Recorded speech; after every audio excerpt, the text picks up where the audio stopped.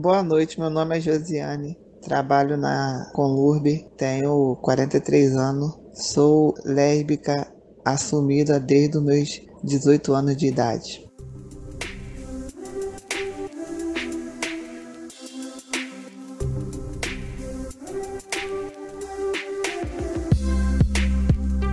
Olá! Tá começando mais um programa Saúde e Diversidade, o podcast de saúde para a população LGBTQIA+. Esse é o nosso programa 34. Esse programa foi gravado no dia 8 de abril de 2021. Nossos programas vão ao ar toda segunda-feira em todos os tocadores de podcast e toda quarta-feira pelo pessoal da Rádio USP. Beijo pro pessoal da Rádio USP, tradicional beijo. Eu estou aqui na minha casa quarentenado, Mário César Vilhena, e falo com a minha amiga Vivian Avelino Silva. Fala, Vivi, tudo bem? Tudo jóia, Mário, e você, como anda? Tudo bem, tudo bem. Eu tô com saudades, esse momento de pandemia deixa todo mundo um pouco tenso. É o momento da gente segurar firme, respirar, descansar e ter fé que tudo vai melhorar. Eu acho que o nosso podcast é uma das coisas que a gente tem demonstrado que ajuda a gente a ter resistência, né? A ter resiliência para aguentar o tranco, né, Mário? Sim, e por falar nisso, vamos começar já com alguns recadinhos. O primeiro deles é que um dos nossos parceiros, o Castro Burger, tá precisando de ajuda. Galera, é só pedir no iFood, é só pedir no aplicativos de comida ou ligar lá e pedir um hambúrguer, uma Coca-Cola e uma batata frita, que vocês vão dar uma força para eles, que são muito mais do que uma hamburgueria, mas um centro de resistência LGBTQIA+.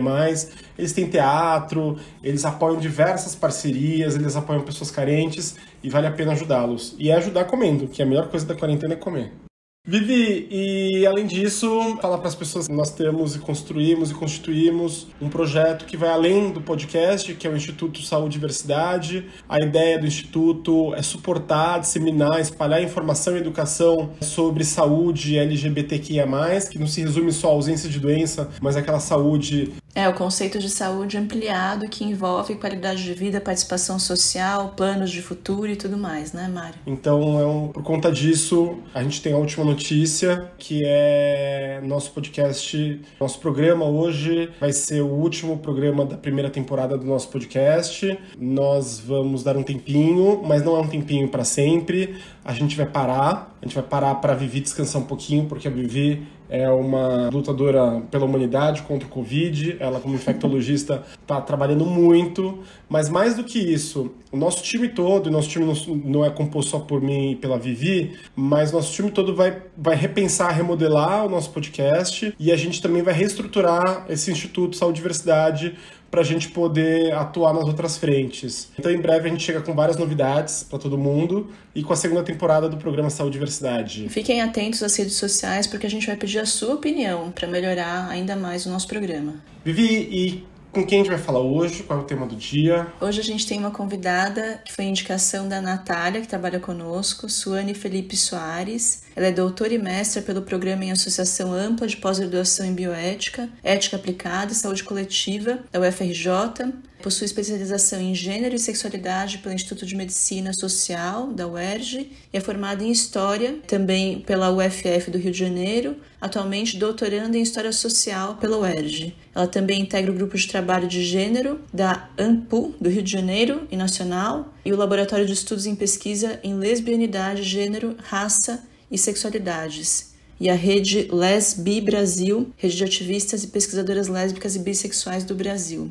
Ela também é coautora do dossiê sobre lesbocídio no Brasil, de 2014 a 2017, e outros títulos. Que prazer te receber, Suane. Olha quanta coisa, quanta bagagem, quanto assunto importante a gente vai poder falar hoje. Boa noite, gente. Tudo bom? Como vocês estão? Quero agradecer muito o convite, agradecer a Natália, a Vivian, o Mário, e dizer que é um prazer estar aqui e espero que a gente possa trocar muitas coisas e construir juntas. Suane, a gente sempre começa o episódio perguntando para o nosso entrevistado como foi a sua trajetória, um pouco sobre a sua história de vida. Então, você pode começar falando um pouquinho sobre isso para a gente? Essa é uma pergunta que na academia a gente responde muito pouco, então talvez ela não saia da melhor forma. Essa informalidade, né, da academia. Bom, não sei como começar exatamente. Acho que eu sou uma lésbica que, desde antes de me entender como lésbica, já me entendia como uma pessoa muito marginal. e que não correspondia a todos os estereótipos que eram esperados da minha pessoa, né? E que viveu num contexto de bastante conservadorismo por parte da minha família. E isso acho que foi algo que me fez demorar muito para entender e enxergar as formas pelas quais eu tinha de sobreviver e de fugir dessas amarras. Mas que também me fez sempre ser bem revoltada com tudo que acontecia, porque eu via no dia a dia, em primeira pessoa, como as coisas estavam conectadas, né? Como as opressões estavam conectadas, como tudo funcionava de uma forma muito orquestrada para destruir todas as minorias, né? Então isso me impactou muito desde sempre, e eu acho que eu sempre fui uma pessoa que, desde muito pequena, se preocupou muito com essas questões de injustiças, né? Quando eu era pequena, eu morava na roça e eu sempre defendia as galinhas que as pessoas às vezes tentavam colocar para o jantar e esse tipo de coisa. Então, eu acho que era uma coisa assim, de desde muito pequena ter essa coisa de não entender muito porque as coisas eram injustas, né? Com o tempo, acho que isso foi se transformando, né, e amadurecendo, e eu acho que eu comecei a me entender como uma mulher adulta que tinha muito o que fazer, né? Tinha muito trabalho pela frente. E hoje eu acho que eu sou essa pessoa que trabalha demais porque tem injustiça demais. Eu acho que é mais por aí. Não sei, sou uma pessoa muito quieta, muito introvertida e que estou sempre interessada em construir coisas que possam realmente mudar, né? Porque eu acho que essa sociedade extremamente capitalista e objetificadora é bem difícil a gente encontrar projetos que sejam realmente transformadores, né? E eu acho que isso é um critério. Suane, será que a gente pode discutir então um pouco o que significa o termo lésbica, né? Quem é que está englobado nesse conjunto de pessoas? Olha, esse é um assunto polêmico, mas que é muito importante, e eu achei bem interessante você trazer essa pergunta, Vivian, porque são inúmeras as autoras que buscam definir esse conceito, né? E também a gente não vai, apesar de eu vir da academia, eu sei que a academia não é o mundo, né? E a gente não vai pensar a academia como um único referencial para a gente delimitar as coisas, né? No dia a dia, a gente costuma dizer que lésbicas são mulheres que amam mulheres e só, né? E fica por aí. A verdade é que ser lésbica, infelizmente, é muito mais do que isso. Quem dera fosse. Quem dera fosse muito simples assim, né? Mas não é, porque ser lésbica, na minha percepção, e de várias outras autoras, né, inclui viver a condição lésbica, né? Viver tudo que inclui ser lésbica e se construir a partir do lugar no qual você se entende como lésbica. Então, nesse contexto que é um contexto social, que é um contexto racial, que é de classe, que é de idade, que é de geração e que é, enfim, né, de território, porque você pode morar numa periferia de uma grande cidade, numa periferia de uma pequena cidade, numa aldeia indígena, enfim, em vários outros lugares, no campo, num lugar onde tem 200 habitantes, né, tudo isso te constitui, né, e é muito além do que simplesmente amar mulheres. Se fosse só amar mulheres, a coisa seria muito mais simples, né? E aí talvez a gente nem precisasse de toda a militância que a gente tem. Então, eu acho que ser lésbica é muito mais do que isso.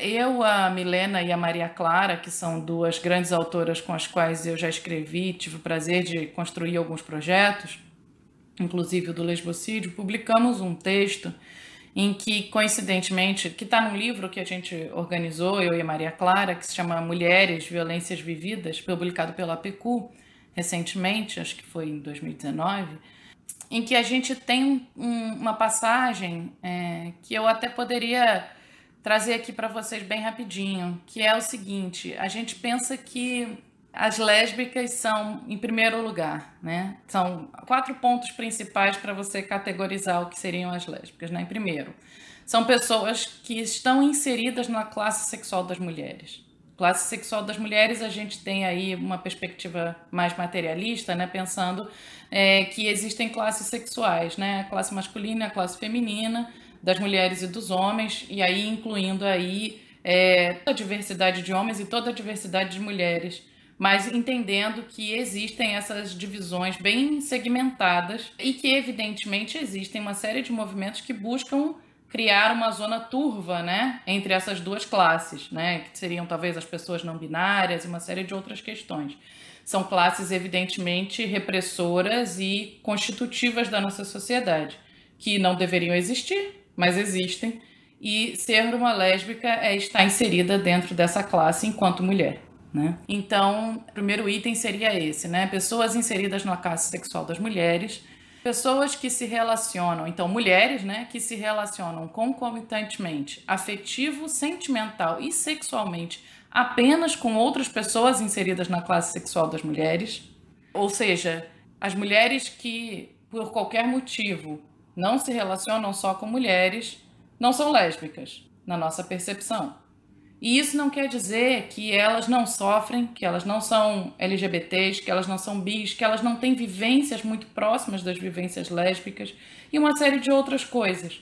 Mas que você viver numa sociedade falocêntrica e negar o poder do homem afetivo, sexual e sentimentalmente na sua vida tem uma carga muito complexa. E é mais do que negar. É se construir a partir de um paradigma que esse poder não é incluído. Então, isso é algo muito complexo, né, que nós achamos importante destacar, né? E o terceiro item, que é esse, né, está submetida à condição lésbica. E aí, condição lésbica, como eu acabei de explicar, né, seria essa condição que perpassa muitas experiências lésbicas, né? E aqui é basicamente a lesbofobia, né, digamos assim, né? E a quarta, que é pensar o conceito lésbica sempre no plural, porque não existe a lésbica. Essa palavra, inclusive, deveria ser utilizada exclusivamente quando você fala de uma pessoa isoladamente, de um indivíduo, porque a experiência é sempre plural. Então, no momento em que você pensa o que são as lésbicas, você inclui as lésbicas. No momento que você pensa ser lésbica você imediatamente exclui. Então, a gente não parte desse pressuposto. Então, lésbicas sempre no plural, né? Isso para todas as categorias, né? Toda vez que você utiliza a mulher, não sei o que lá, você está imediatamente trazendo uma perspectiva que vai ser tomada pela parte que é mais privilegiada daquela categoria, né? Então, quando você diz a lésbica faz isso, você está falando de uma lésbica branca, feminilizada, rica, burguesa, você está falando dessa lésbica, você não está falando de todas as outras. Então, para a gente é importante trazer, mesmo que a intenção não seja essa, a generalização nesses casos prejudica o conceito de definição. Basicamente, acho que seria isso. Mas essa é a nossa perspectiva e a nossa ideia não é arranjar briga. Pelo contrário, é contribuir para o debate, porque é um debate muito importante e muito acolhedor, na nossa perspectiva, pelo menos, né? Porque quanto mais se reflete sobre isso, mais a gente vai construindo. Essa, inclusive, não foi a nossa primeira definição, por exemplo, né? Então, acho que é um processo em construção. Você está falando de uma construção, né? E como as pessoas têm dificuldade de querer entender, né, a diversidade e a pluralidade que existe no mundo, né? A gente quer sempre reduzir os conceitos, reduzir as pessoas, reduzir a vivência das pessoas. E isso que você fala é tão novo, até pra gente que está aqui inserido nesse universo. É importante a gente falar sobre isso. Quem tiver dúvida, quiser falar mais com a gente, pode mandar sempre mensagem para as nossas redes sociais. A gente está no @saudiversidade, no Instagram, Twitter e Facebook, e você pode também mandar um e-mail para o saudiversidade@gmail.com. E hoje, para continuar essa conversa sobre esse assunto incrível com a Suane, a gente vai ouvir essa música que está tocando. É lágrima de samba na ponta dos pés. A multidão avança como vendaval, te joga na avenida que eu não sei qual é. Pirata e super-homem cantam o calor. Um peixe amarelo beija a tua mão. As asas de um anjo soltas pelo chão. Na chuva de confetes deixas essa dor na avenida.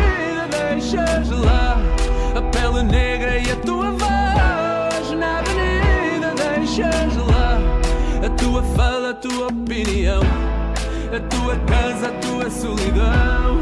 Jogou do alto do terceiro andar, quebrou a cara e se livrou do resto dessa vida na avenida. Olha que maravilha. Suane, dentro do movimento LGBTQIA+, as lésbicas são invisibilizadas. Aliás, o L pulou para frente justamente como uma forma de tentar dar mais visibilidade, né? Por que que isso acontece? E será que isso vem mudando? Vivian, na minha percepção, mudar não quer dizer melhorar. Eu acho que, sim, temos mudanças, mas não sei se podemos dizer que temos melhoras. É triste dizer dessa forma, e não é para desanimar as militantes, pelo contrário, justamente por isso temos que lutar. Mas eu acho que num momento de tanto conservadorismo, a gente precisa entender que as lésbicas são sempre mulheres. E as mulheres, nessa nossa sociedade atual, são, assim, extremamente destruídas em todos os seus aspectos, em todas as suas expressões. A gente vive num governo misógino, a gente vive numa sociedade misógina e num momento em que ser mulher é quase um crime. Porque não é porque a mulher em si seja algo repreendido. O que acontece é uma construção complexa da mulher exata que deve existir. Qualquer mulher fora daquela milimétrica medida é execrada, né? E isso tem se tornado cada vez mais frequente. Então eu acho que sim, nós tivemos muitos avanços, agradecemos muito as nossas mais velhas, porque a militância é muito forte, mas essas conquistas estão se perdendo, essas conquistas estão sendo destruídas e a gente está tendo uma avalanche conservadora que está fazendo com que os índices de assassinatos, de lesbocídios tenham sido altíssimos, que está fazendo com que os índices de suicídios estão cada vez mais altos. A gente está tendo um complexo retrocesso muito agressivo. Então, por um lado, temos muitas vantagens, porque a gente sabe que hoje as lésbicas podem se assumir ainda muito jovens, coisa que não era possível anos atrás. Então, temos uma série de vantagens. Mas, por outro lado, as conquistas são sempre atravessadas por uma série de repressões. Então, a situação está melhor? É difícil dizer. As coisas mudaram? Mudaram. Muitas coisas mudaram para melhor? Sim. Mas eu não sei dizer se a situação como um todo está melhor. Eu não me arriscaria, nesse momento, no ano de 2021, no meio de uma pandemia, com as lésbicas trancadas em casas, apanhando e sendo estupradas das suas famílias, dos seus padrastos, dos seus vizinhos, dizer que as coisas estão melhores. Para mim seria um pouco anacrônico e um pouco otimista demais dizer isso. Agora, tentando responder mais objetivamente dentro, né, me parece que a sua pergunta tinha a ver também com o movimento LGBTQIA+, né? As lésbicas passam por uma situação delicada que é a da invisibilidade, porque ser lésbica e ser lida socialmente como lésbica é algo que não acontece com todas. Eu costumo dizer que as lésbicas infeminilizadas ou desfeminilizadas, né, que são as masculinas ou butches, bofes, bofinho, boy, enfim, os nomes são infinitos, de acordo com o lugar, né, passam por uma situação muito difícil, que é a situação de serem sempre lidas como lésbicas em qualquer lugar. Então você nunca vai ter aquela segunda chance de se provar um pouco menos lésbica. Você é sempre lésbica, né? E por outro lado, as lésbicas que são super femininas vão sofrer um assédio absurdo, que é uma descredibilidade completa com relação à sua condição lésbica, que vai gerar também muito assédio, uma série de estupros corretivos, uma série de, né, enfim, deslegitimações. Então acho que assim, dentro do espaço da militância, a gente tem isso um pouco suavizado, porque afinal de contas somos todas pessoas que estão, né, dentro desse processo de negação dentro da sociedade. Mas por outro lado, as lésbicas são mulheres e a misoginia não é algo que se perde dentro do movimento. Ao contrário, ela é reforçada, ela assume outros contornos, mas ela persiste. Então é muito delicado dizer que o L ter ido para frente resolveu a situação. Acho que o L foi para frente com muita luta, foi um movimento muito importante, mas na prática a gente ainda precisa lembrar que o L precisa estar na frente, porque as pessoas estão mais esquecidas, sabe? Profundo que você falou, muito profundo.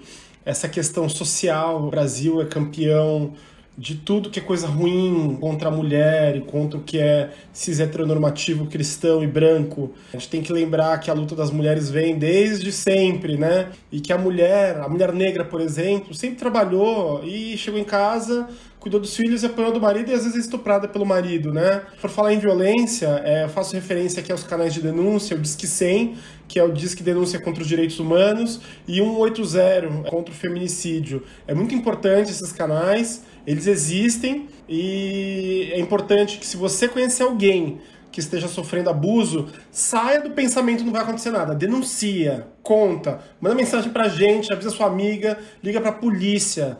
A gente não pode aceitar a violência. E por falar em violência, você, homem gay cis que tá ouvindo a gente, para de ser violento contra a mulher, assim, sabe? Você falou dos termos pejorativos que chama mulher.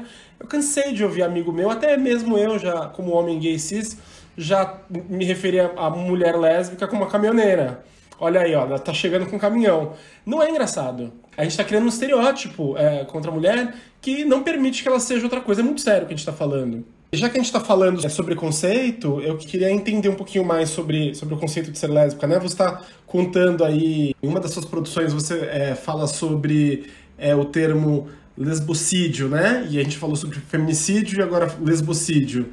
Você pode explicar pra gente como ele surgiu, o que ele significa, o que quer dizer o lesbocídio? Então, Mário, esse é um termo muito interessante, porque interessante no sentido político, né? Não no sentido positivo, porque ele traz uma reflexão urgente para a categoria lésbica, né? A Milena Carneiro, né, que eu já citei, é quem traz esse termo para o Brasil, a partir da pesquisa Lesbocídio, as histórias que ninguém conta, a qual eu e a Maria Clara depois fomos integradas, né? E ela traz esse termo, a gente vai definindo esse termo no dossiê, que foi a publicação, a Vivian comentou no começo, né? E esse termo para a gente tem uma validade muito grande, porque ele junta justamente essa percepção, né? O Brasil é o 5º campeão mundial de feminicídio, né? Mas o Brasil não tem dados sobre lesbocídio. O Brasil tem uma das melhores leis do mundo, que é a Lei Maria da Penha, no sentido de defesa de uma mulher contra a violência doméstica. Mas a Lei Maria da Penha cita brevemente o fato de que o feminicídio pode não ser exclusivamente contra mulheres heterossexuais. E pronto. A lei sequer define a complexidade do que é uma violência letal contra lésbicas. A gente tem a lei do feminicídio, que faz a mesma coisa que a Lei Maria da Penha. No dossiê a gente dá uma explicada nesses pormenores das leis. A gente tem recentemente a lei do estupro corretivo, que é uma pauta milenar do movimento lésbico, que saiu sem a palavra lésbica na lei. A gente tem uma série de leis que serviriam e que servem, na verdade servem, para proteger as lésbicas, para defender os direitos lésbicos, mas que não são leis que trazem as minúcias e a explicação e sequer capacitam os profissionais para a aplicação dessas leis. Então, o que acaba acontecendo são leis que comentam, citam, trazem, mas não aprofundam. E aí a gente acaba vendo uma negligência generalizada, uma invisibilidade nas nossas mortes e assim por diante. Então, o termo lesbocídio foi trazido pela Milena e nessa pesquisa que a gente desenvolveu justamente para dar visibilidade ao fato de que feminicídios podem ser lesbocídios. E muitos são, né? E aí a gente traz o lesbocídio como uma categoria do feminicídio e uma categoria que deveria ser definida com lei, que deveria ser acrescentada nos agravantes de uma e de outra lei e das demais que fossem surgir, que deveria estar presente nas políticas públicas voltadas para a população LGBTQIA+, e assim por diante. O conceito de lesbocídio pra gente é bem simples, né? Ele é um crime de ódio, é um crime baseado na lesbofobia e ele é um feminicídio quando é composto por características da lesbofobia e, portanto, se torna um lesbocídio. Pra gente, ele também inclui os suicídios. A gente tem a percepção de que o suicídio é um crime de ódio coletivo contra as lésbicas. A maior parte dos casos que a gente estudou de suicídios eram suicídios motivados por lesbofobia. Então, eram mulheres que não conseguiam se assumir, que quando se assumiam recebiam uma série de repressões, perdiam emprego, perdiam família, perdiam tudo, ou que tinham uma namorada que era tudo na vida delas, e aí aquela namorada diz que troca ela por um homem porque ela não se considera lésbica, porque ser lésbica é sujo, porque... Enfim, uma série de situações limites em que as pessoas estão extremamente vulnerabilizadas e que cometem suicídio nessas circunstâncias. Então, pra gente, lesbocídio é um crime de ódio coletivo contra as lésbicas que pode ser praticado tanto pelas próprias lésbicas ou por terceiros, né? Mas, basicamente, ele inclui assassinatos e suicídios. Eu tô aprendendo tanto com o podcast, né? Então, eu aprendi recentemente que a violência de gênero é a violência motivada, ou violência contra a mulher motivada pelo fato de ela ser mulher, né? E aqui, com a definição de lesbocídio, você me corrige se eu estiver enganada, Suane. Eu tô entendendo que é a violência letal motivada pelo ódio contra a lésbica, né? Pela lesbofobia. E a gente tem violências específicas contra as mulheres lésbicas, né? Uma delas é manifestada pelo estupro corretivo. Eu não sei se é claro para todo mundo o que é o conceito de estupro corretivo. Você pode simplificar aqui e falar para a gente o que é? Vivian, todas as categorias oprimidas são, portanto, perseguidas, né? E essa perseguição ela pode chegar a níveis letais. Então, racismo pode se tornar um crime de ódio letal. Uma pessoa pode morrer por ser negra, por ser indígena, por ser amarela, por ser marrom, por ser qualquer coisa menos branca, né? E uma pessoa também pode morrer por ser mulher, porque ser mulher, cis, trans, enfim, por ser mulher. Ou uma pessoa pode morrer por ser trans, uma pessoa pode morrer por ser lésbica. Então, sim, todos esses crimes de ódio, quando eles são categorizados dessa forma, eles estão falando sobre você morrer por você ser o que você é, né? Então, sim, o feminicídio é o crime de ódio contra as mulheres por serem mulheres e o lesbocídio é o crime de ódio contra lésbicas por serem lésbicas, né? É bem simples, infelizmente. O crime de ódio ele tem essa característica de extermínio, né? O conceito de estupro coletivo é muito amplo, mas basicamente ele diz sobre uma tentativa da sociedade, de membros da sociedade, né, pessoas individualmente, de corrigirem um desvio de orientação sexual da lésbica e de comportamento das mulheres de uma forma geral. Então, quando você sofre um estupro corretivo, aquilo é uma forma de te penalizar por você ser quem você é, sexualmente falando. Por você criar traumas para fazer com que a sua sexualidade seja sempre atravessada por aqueles traumas, assim como a pedofilia. É sempre um processo acumulativo de opressões que vão gerar na sua cabeça, na sua forma de autocompreensão, na sua individualidade, no seu psicológico, percepções complexas de autodepreciação. O estupro corretivo, ele tem a intenção de gerar medo, ele tem a intenção de gerar auto-ódio, ele tem a intenção de gerar culpa e ele tem a intenção de, se possível, fazer você cometer um suicídio. O estupro corretivo pode ser coletivo também, ele também pode ser sistemático. Então, muitas lésbicas, por exemplo, sofrem estupros corretivos na infância, quando ainda não são assumidas, mas já não são tão femininas, e ainda nem sequer se entendem como lésbica, porque se entender como lésbica geralmente é algo que acontece a partir do momento que você começa a se perceber enquanto uma pessoa sexual na sociedade, ou algo da sua vida adolescente e adulta. Mas muitas vezes o estupro corretivo é um estupro preventivo também, né? Para garantir que aquela mulher não seja lésbica. Ou para garantir que aquela mulher não seja tão lésbica. Ah, você está dando muita pinta de que é lésbica, então vamos te estuprar para você tentar se repreender. É basicamente esse o contexto no qual o estupro corretivo pode ser categorizado. Mas esse é um fenômeno do patriarcado muito complexo, que pode ser trazido para uma série de representações e que é trazido para as lésbicas nesse aspecto. Mas o estupro em si tem essa característica ampla, né? Que é reprimir a mulher. Não, eu ia falar que é tão impactante para mim ouvir essa colocação da Suane, porque a gente sabe que essas coisas acontecem de verdade, né? A gente queria muito que isso fosse só uma ficção, mas essas coisas acontecem de verdade e elas são frequentes, né? Então é muito doloroso ouvir e eu acho que é muito importante falar sobre isso. E na imensa maioria das vezes, né, Suane, esse tipo de violência é cometido por homens, né? Então eu acho que os homens que nos escutam têm uma responsabilidade tão grande, sabe, em incorporar essa informação e também ajudar a disseminar esse tipo de conhecimento, porque a nossa sociedade realmente é muito violenta contra as mulheres e muito mais violenta contra mulheres que são minorias, né? Agora, na verdade, a gente tem violências grandes e violências pequenas, eu diria pequenas entre aspas, assim, né? Porque tem violências do cotidiano que a gente vê acontecer e que a gente negligencia, né, Suane? Uma delas acontece no âmbito da saúde.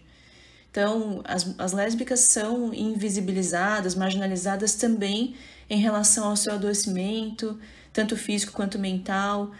Por exemplo, na parte de informação em relação à proteção contra ISTs, né? Métodos de prevenção. Então, isso tudo também acaba acontecendo e são formas de violência também, né? Você negligenciar o cuidado em saúde para essas pessoas em tantas esferas, né? Você pode comentar para a gente a respeito disso, Suane? Vivian, isso é algo muito complexo, né? A gente pensar a violência como um processo estrutural. A violência está presente em todos os espaços, né? A violência contra as minorias. A violência contra as lésbicas, que a gente vai chamar de lesbofobia, ou de invisibilidade lésbica, ou de qualquer outro termo, né, que caiba no contexto, ela assume várias nuances, vários modos de agir, né? O importante é garantir que as lésbicas sejam sempre tratadas com algum tipo de inferioridade, de discriminação e assim por diante. O processo de construção do direito à saúde, né? A gente pode falar da reforma sanitária, a gente pode falar da garantia do SUS, essa história é longa, né? E muito bonita, porque é uma história de muita luta, né? Assim como a história das lésbicas, porque é uma história de muita luta também, né? É uma história marcada por pessoas que estavam tentando garantir a saúde para os grupos minoritários. O SUS é isso, né? O SUS é uma tentativa de democratizar a saúde, de fazer com que pessoas que não estão dentro da burguesia possam ter acesso a uma saúde de qualidade, né? Só que, ao mesmo tempo, as falhas nesse processo são falhas que a gente, evidentemente, não vai culpar quem construiu, ao contrário, né? Vai culpar quem não manteve a construção, né? Que foi tão importante.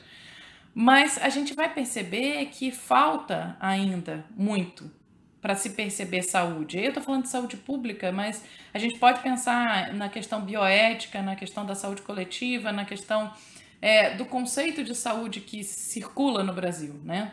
Basicamente, a saúde lésbica é inexistente, se a gente pode pensar assim. Se a gente pode pensar em termos de construção do que é saúde, do conceito de saúde, não de estar saudável, né? De saúde estatal, saúde acadêmica, saúde, construção do conceito de saúde. Não existem políticas que são direcionadas para a lésbica em saúde, não existem capacitações de equipes, não existem percepções de quais são os adoecimentos recorrentes para lésbicas, não existem manuais, simplesmente não existe.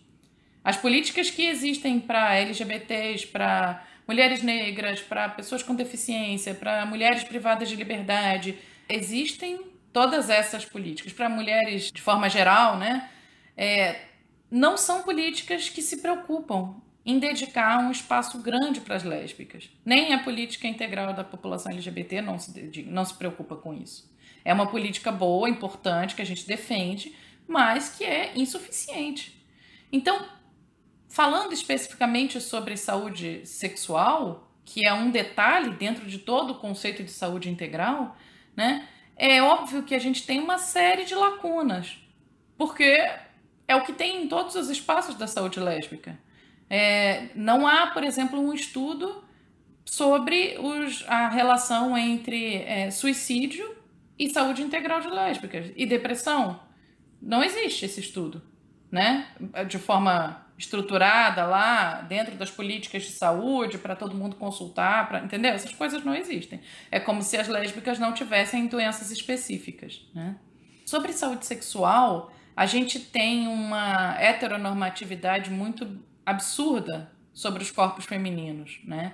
Mesmo quando eles não são muito feminilizados. E é um pouco desesperador, porque a gente, no dia a dia, vivendo enquanto lésbica, a gente vai percebendo que muitas lésbicas optam, se é que a gente pode chamar isso de uma opção, né, por não procurar profissionais de saúde, porque já sabem que a lesbofobia vai ser tanta e que você vai sair de lá tão traumatizada que às vezes não vale nem a pena ir.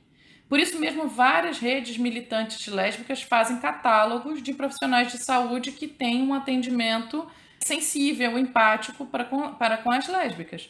Porque o comum, o dia a dia como é o seu sexo hétero, o que você faz com seu marido, se você faz isso, se você não faz aquilo. Não faço nada disso. Se você usa anticoncepcional, se você já engravidou, se você é virgem. Enfim, eu tenho vários relatos de lésbicas que foram estupradas por ginecologistas, porque disseram que elas tinham problemas de histeria no século XXI. Isso é verdade, isso é real, entende? É uma coisa absurda, assim. É um lugar extremamente vulnerabilizante, né? E sobre as ISTs especificamente, só para fechar, é um problema muito sério, porque há um mito, né, de que isso não acontece, de que lésbicas não contraem doenças sexualmente transmissíveis, como se as doenças sexualmente transmissíveis fossem algo que fosse restrito ao universo masculino, como se não acontecesse, né? Enfim, uma série de possibilidades inúmeras, e de que a prevenção é algo impossível. A prevenção não é algo impossível, a prevenção só é algo indesejável pelos sistemas de saúde, porque até hoje não existe nenhum método de prevenção de ISTs voltado para lésbicas. Uma camisinha lésbica, digamos assim, não existe. E a camisinha feminina, ela é penetrativa, né? Como se as mulheres só fizessem sexo penetrativo, ainda que não sejam lésbicas. Então, assim, o que existe para as mulheres? A camisinha existe para as mulheres? Essa é uma pergunta. Antes da intervenção da Vivi, que eu tenho certeza que vai dar uma contribuição gigante pra gente aqui como médica, infectologista e feminista que ela eu queria só primeiro explicar com bananas e laranjas pra quem não tá entendendo a gente. Gente, o que ela tá contando é que a mulher vai no médico e a gente, como falo quase em todo o programa, o Brasil não é São Paulo, não é o Rio de Janeiro, não é Brasília. O Brasil, ele é todos os rincões, e são aquelas cidades que tem no interior do Brasil que tem só um médico. E às vezes aquele médico machista, aquele médico escroto, que não conhece nada além do universo machista dele cristão, às vezes super religioso, às vezes que bate na mulher. E aí ela só tem aquele médico pra ir. E aí ela é maltratada, e acontece tudo isso que foi dito agora e narrado aqui no nosso programa. Mais do que isso, né? Quando a gente fala desse problema de acesso à saúde, às vezes ela é violentada, como você falou, ao sair de casa, né? E aí acontece toda a consequência, é tudo isso. A consequência é a morte das pessoas. Por isso, e para terminar, quando a gente fala de um atendimento empático, o que falta nas faculdades de saúde, medicina, enfermagem, fonoaudiologia, o que falta no Brasil, eu acho que vai além da empatia. Falta educação. Educação essencial, educação básica. E educação em saúde LGBTQIA+, também, principalmente. É mais do que importante, é urgente que nas cadeiras de medicina, enfermagem, de saúde, as pessoas aprendam a lidar com esse público. Porque eu não tô nem aí pra você médico, se você gosta de mim ou não. Eu só quero que você me atenda com técnica. E a técnica, ela não pode ser envolvida por tanta emoção assim. E se você é cristão, e se você é lesbofóbico, transfóbico, homofóbico, me atende bem só e não me deixa morrer, assim, se você é o único médico disponível. É o mínimo. Eu tô partindo do mínimo para chegar num lugar de acolhimento integral, e aí sim a gente pode juntar a técnica com empatia. Mário, muito importante essa sua contribuição. Agora, eu acho que uma outra coisa que complementa isso é de que sim, o isolamento, né, eu vou chamar isso de isolamento, das lésbicas, quando você mora numa região isolada, em que você não tem outras alternativas, é algo muito grave. Geralmente o que acontece é que elas buscam, quando precisam muito de tratamento, em outras cidades, geralmente em capitais e assim por diante, porque se procurar um profissional de saúde despreparado, que ela sabe que vai ser lesbofóbico com ela, é a mesma coisa que não procurar, né? Ela só piora a situação. Agora, isso não é exclusividade dessas situações, não. Uma série de relatos de casos que eu colhi na minha pesquisa de doutorado no Rio de Janeiro, em que o campo, né, foi feito no Rio de Janeiro, diziam justamente sobre isso, sobre médicos que foram extremamente violentos e lesbofóbicos dentro dos consultórios.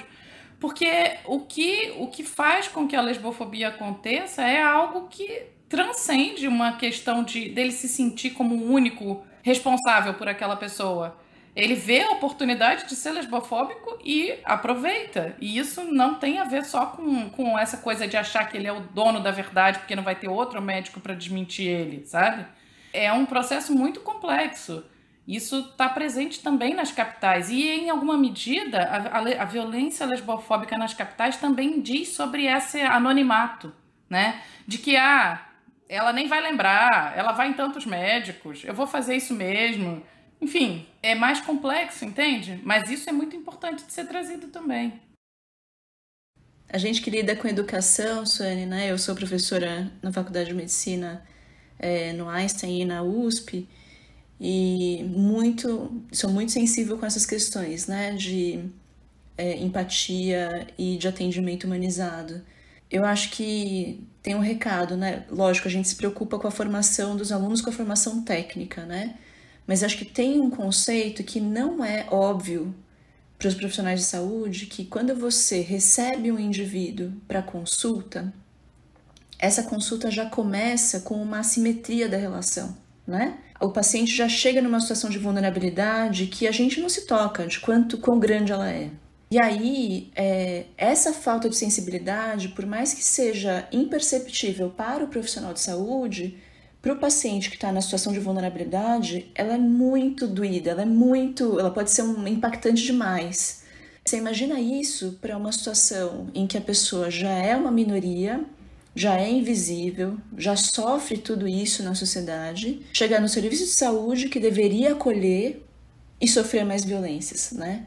Então essa é a maneira com a qual a gente afasta a pessoa de cuidados básicos, de prevenção, de mamografia, Papa Nicolau, cuidar da pressão alta, enfim, uma série de outras questões de saúde muito mais básicas e não necessariamente relacionadas ao ser lésbica, mas que a gente afasta também, né? E aí é o tipo de sensibilidade que a gente tem a maior intenção, sabe, com o podcast, com as aulas que a gente dá e tudo mais, de transmitir para os alunos e para as pessoas que estão em formação. Ou para as pessoas que já estão formadas e que tenham o interesse de ter o coração aberto para ouvir isso. Mas, Vivi, antes de eu fazer minha intervenção, ela falou um pouquinho da fake news, sexo entre mulheres, né? Eu acho que você, como infecto, poderia colaborar com as informações de prevenção do sexo entre mulheres e a importância, né, de se manter a segurança e métodos de prevenção às ISTs.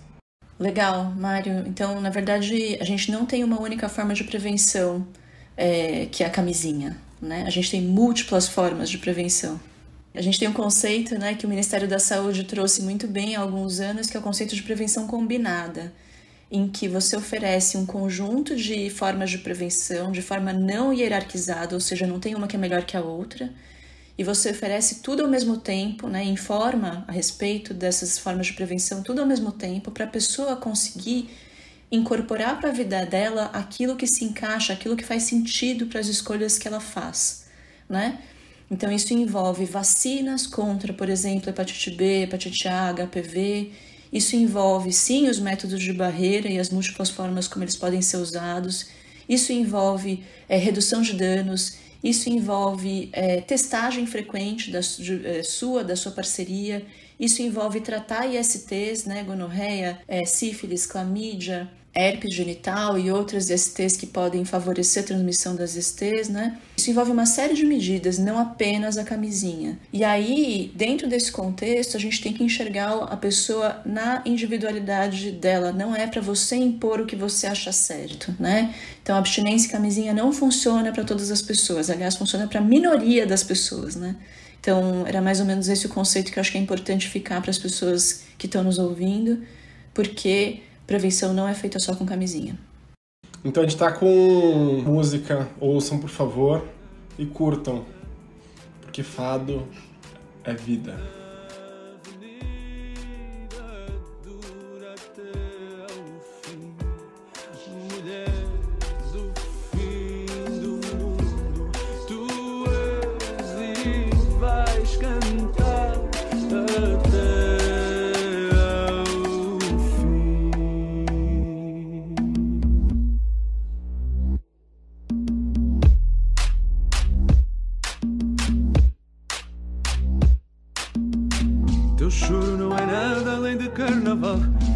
lágrima de samba na ponta dos pés. A multidão avança como o vendaval, te joga na avenida que eu não sei qual é. Pirata e super-homem cantam o calor. Um peixe amarelo beija a tua mão, as asas de um anjo soltas pelo chão. Na chuva de confetes deixas essa dor, na avenida deixas lá a pele negra e a tua voz. Na avenida deixas lá a tua fala, a tua opinião, a tua casa, a tua solidão. Jogou do alto do terceiro andar, quebrou a cara e se livrou do resto dessa vida. Na avenida dura até ao fim, mulher do fim do mundo. Tu és e vais cantar até ao fim.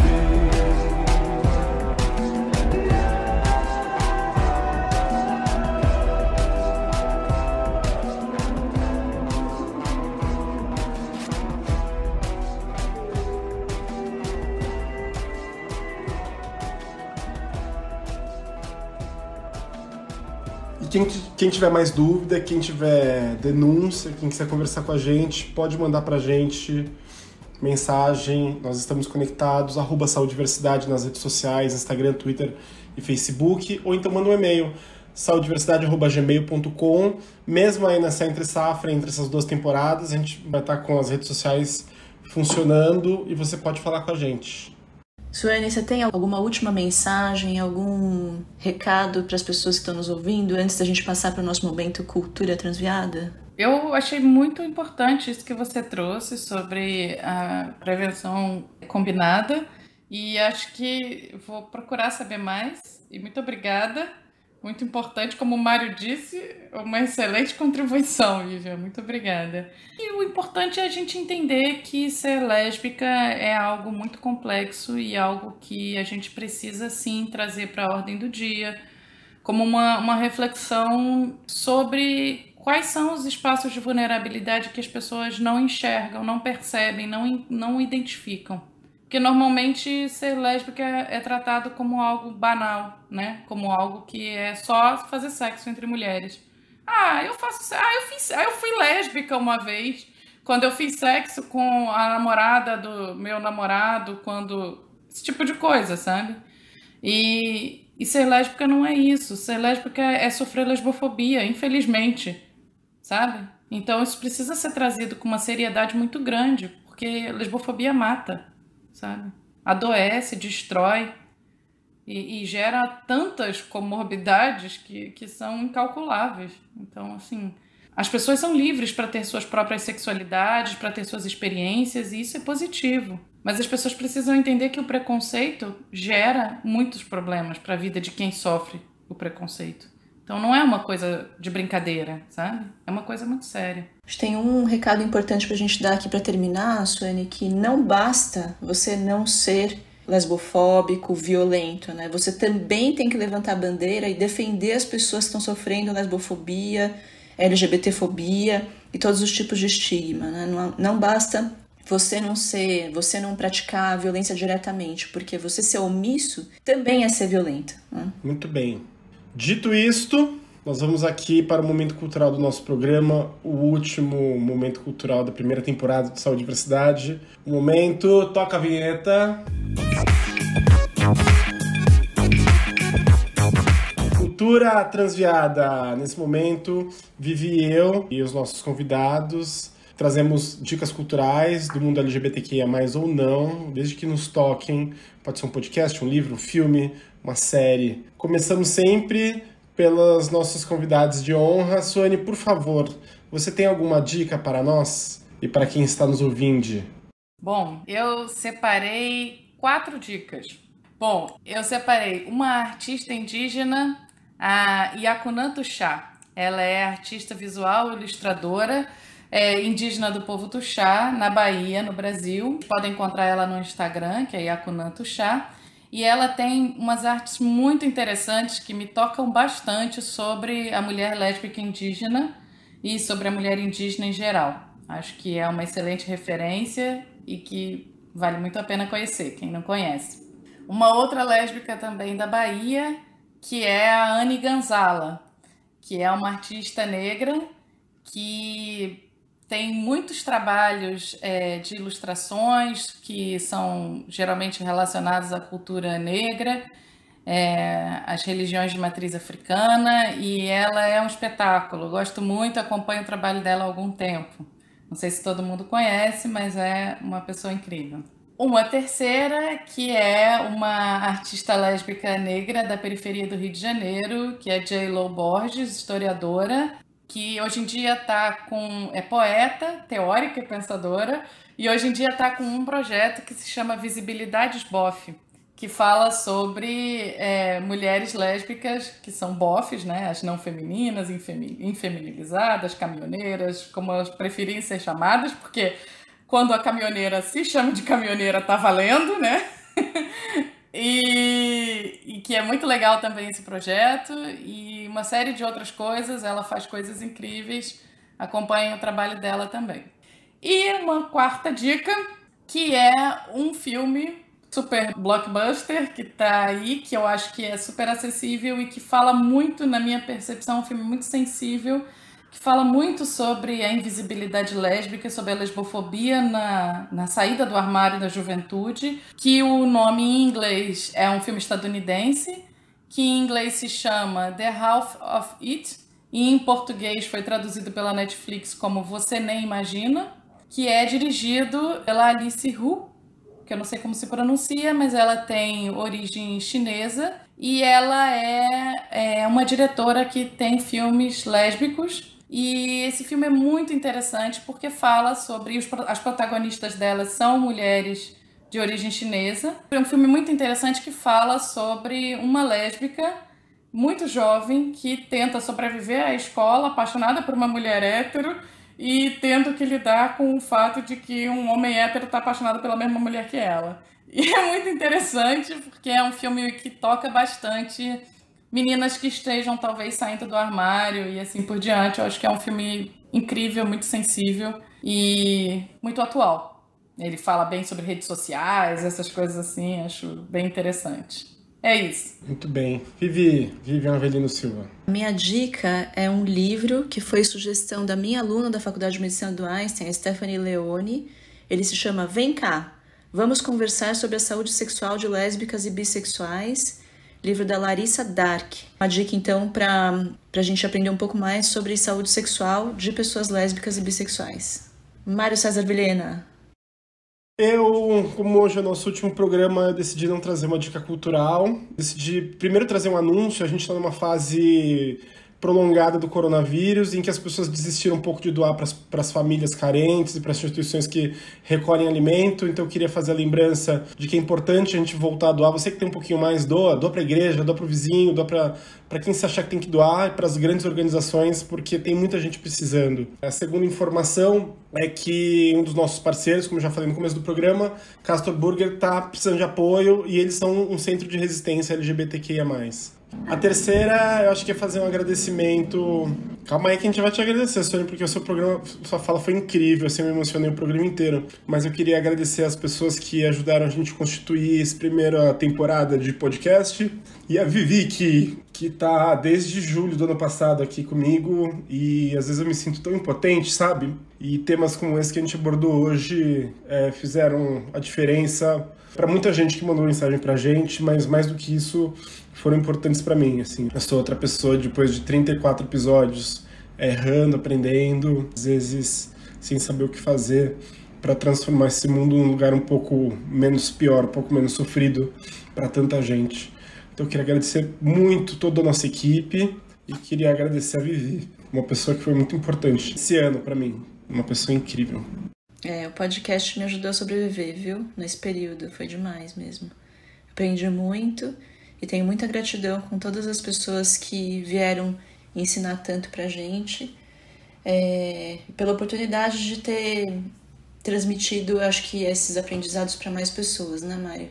Eu me sinto muito orgulhosa do trabalho que a gente fez. E para finalizar, eu queria fazer um agradecimento especial para nossa convidada de hoje, Sônia, que gentilmente aceitou estar aqui nesse dia aqui em São Paulo frio para mim, um dia difícil, né, com tanta gente morrendo, e veio ensinar tanto, com tanta eloquência, com tanta sabedoria, com uma desenvoltura única, assim. Eu saí muito maior desse episódio. Muito obrigado, viu? Bom, muito legais as dicas que vocês trouxeram também. Vou procurar, já anotei aqui o livro.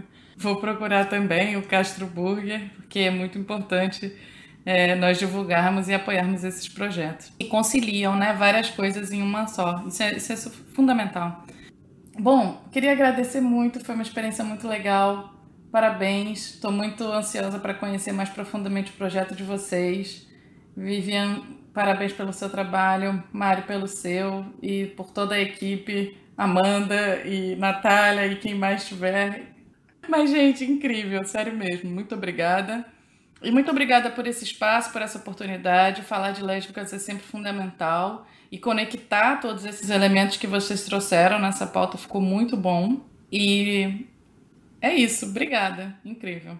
Tchau, gente, até daqui a algum tempo, a gente já volta, a gente já tá aí. Tchau, gente, um beijo para todos, cuidem-se. Um beijo, obrigada.